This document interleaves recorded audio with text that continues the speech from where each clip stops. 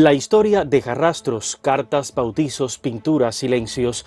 Venimos a buscar al Antonio Maceo real, al niño, al primogénito, al hermano, al joven que con paciencia se impuso a su tartamudez con autocontrol, a aquel que con méritos propios se sobrepone a cualquier estigma por color, origen o clase. Este no es solo un viaje al bronce, es un regreso a las raíces y como todo camino tiene preguntas incómodas. Nuestro recorrido comienza aquí, en el Museo Emilio Bacardí, donde el héroe parece contarte su verdad a través de estatuas, retratos, objetos personales, documentos y lienzos.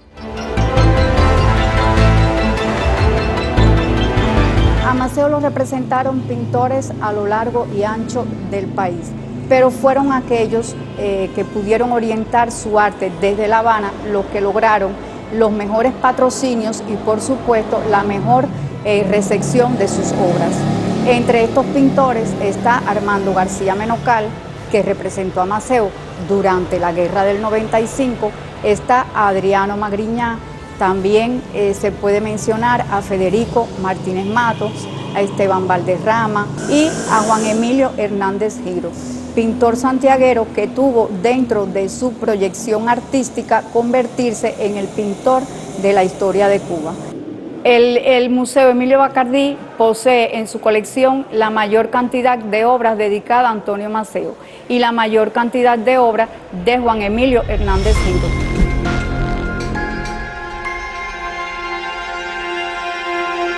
Mientras los pinceles lo convierten en el símbolo que hoy vemos, la verdadera historia de Maceo subyace en las calles, los escenarios de combate, los testimonios de guerra y el epistolario, porque Maceo no fue moldeado solo por la gloria en los campos de batalla, sino por las injusticias de su tiempo. Fueron esas experiencias y la forma con que eligió enfrentarlas las que lo hicieron un hombre excepcional. Acerca del nacimiento de Antonio Maceo, existen algunas contradicciones, existen algunas opiniones que versan principalmente en su nacimiento en Majaguabo, San Luis, y otros su nacimiento en Santiago de Cuba. La historiadora Damaris Torres explora la humanidad de Maceo a través de su familia. Sin embargo, alega que aún hoy su vida genera debates. ¿Dónde nació realmente? Las evidencias apuntan que fue en esta casa ubicada hoy en Los Maceo, número 207 entre Corona y Rastro, Antigua Providencia, número 16. Existe un poder generalísimo que le otorga a su madre Mariana Grajales en julio de 1878, también en 1890, cuando viene a Cuba, dice y escribe en sus narraciones que siente dolor al contemplar las ruinas de su pueblo natal. En una carta que le hace a Padró, le pregunta si ya se casó con la joven que había conocido, que él le había presentado en el parque de su pueblo. Y finalmente en 1925, Dominga Maceo, que era la última de los hermanos que quedaba viva, firmó en un documento, o sea, atestiguó que Antonio Maceo había nacido en Santiago de Cuba.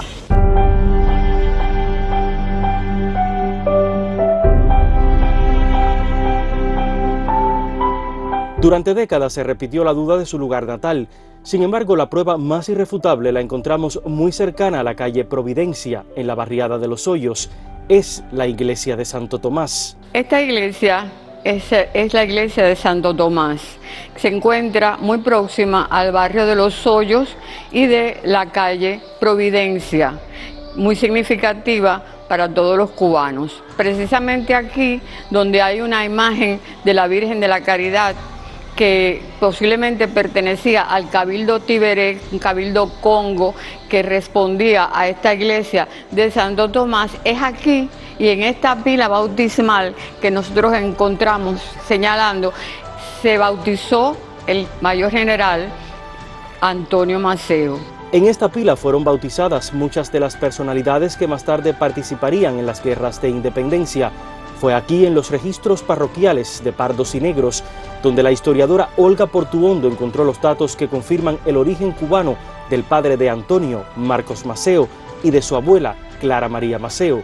No podemos hablar nunca de aquella referencia de que Marcos venía de Venezuela con recursos económicos. Eso es falso. Y a pesar de que sabemos que en alguna oportunidad ha comprado un esclavo, luego ha tenido que venderlo para adquirir nuevas tierras, algunas de esas tierras que no tienen la calidad adecuada, y para producir con beneficio, ¿verdad? Era un hombre humilde.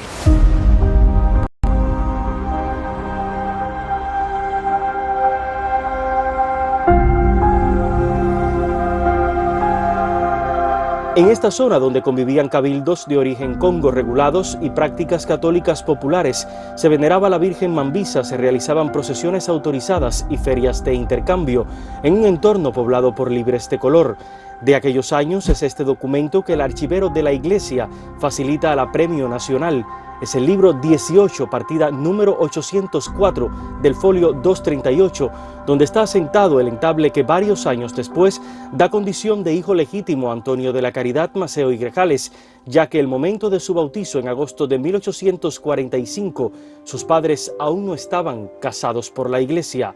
En la inscripción original está como Antonio Grajales, hijo natural, que no es nada raro en aquella época. Costaba dinero casarse por la Iglesia, ¿no? Y había muchas personas, sobre todo de su condición social, que tenían hijos solteras. Marcos, de hecho, es hijo natural. Marcos no es Maceo. El apellido es de la madre de Clara María Maceo. En realidad, cuando nosotros buscamos, tuvimos la suerte de encontrar en el archivo de India un documento precioso para la historia de Cuba, que es el de haber hallado el padre de Marcos Maceo, que era José Antonio Muchuli. Ese apellido, que todavía hay personas aquí en Cuba que lo llevan, es el abuelo de Antonio Maceo. Es decir, que Antonio Maceo originalmente tendría que llamarse, si hubiera sido reconocido como hijo legítimo, Antonio Muchuli.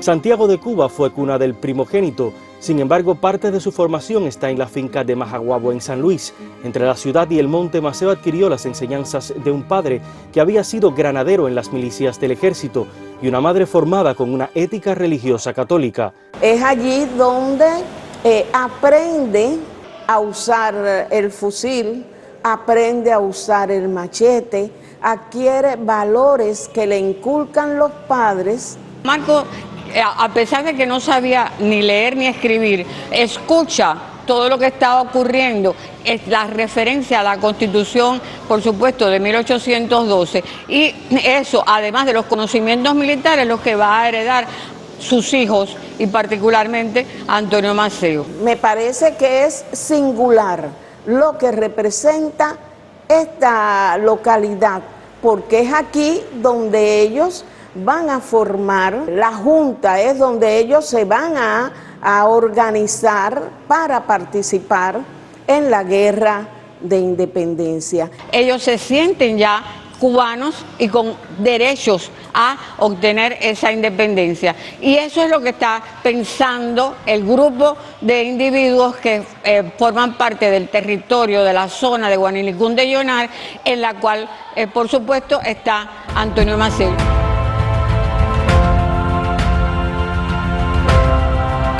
Por varios años en sus textos, Damaris ha confirmado el papel de una madre que asume la dirección de la familia una vez caído en combate, Marcos, en 1869, mujer de fe que marca la vida de toda una prole de hijos e hijas entregados a las luchas.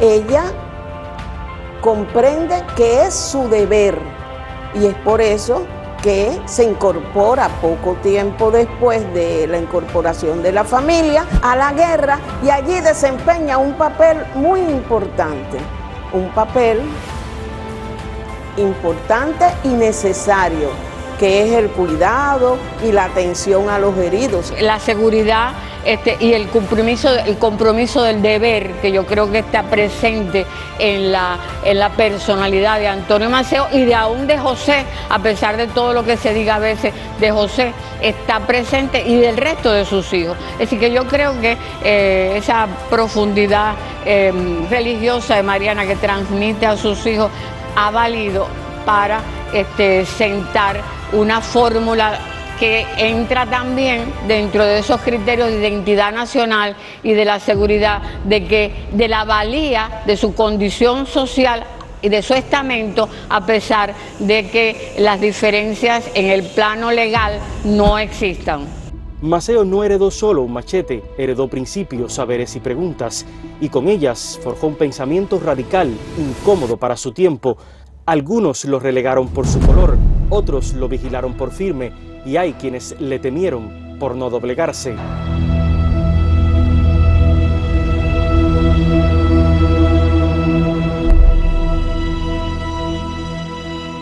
¿Sabes tú que en la propia guerra de independencia hay la acusación de que puede provocarse una guerra de razas y de que Maceo o José pueden ser los líderes? Era algo que contenía, tanto en la guerra de los 10 años, pasó con la guerra de la llamada Guerra Chiquita, que fue acusada, incluso el propio Calixto García tuvo el temor de designar a Maceo para venir a combatir porque era negro. Y en el 95 también. Él está consciente de su condición mestiza, vamos a tener eso claro, y siempre está presente en todo lo que dice. Por eso Maceo, como José Martí, están identificados en el criterio de que con todos y para el bien de todos, y todos los hombres en Cuba, ya sea del color que sea, tienen el derecho absoluto por su condición de cubanos. En esta plaza consagrada a su intransigencia resuenan las heridas, los combates, el exilio, la invasión que arrastró la guerra de Oriente a Occidente y la gloriosa protesta de Baraguá, una vida intensa que apenas llegó a los 51 años. Su condición de héroe de guerra se vuelve un símbolo que rompe barreras geográficas, raciales e ideológicas. Antonio Maceo, indiscutiblemente el liderazgo que ocupó durante su exilio en todos los países de Centroamérica y el Caribe, lo ponderan luego de su muerte. Ocurren hechos significativos, como es en el caso de Colombia, que el pueblo San Juan de Mata cambia su nombre en 1899 para ponerle el nombre de Antonio Maceo. Yo sé que hay muchas personas que incluso le ponen el nombre de Maceo a sus hijos, aunque sean norteamericanos o italianos o de cualquier otra nación.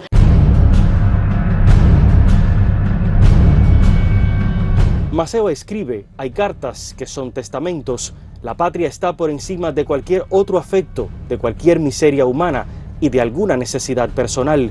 Hay una carta que es dirigida a su esposa María Cabrales, que envía el 25 de marzo de 1895 desde Puerto Limón, lugar donde esperaba para partir la expedición en el vapor Adirondack, para incorporarse a la gesta independentista. Y en esta carta, que es una carta de amor a su esposa, y así comienza: para mi querida y amantísima esposa, deja una expresión que para mí es muy significativa: la patria ante todo.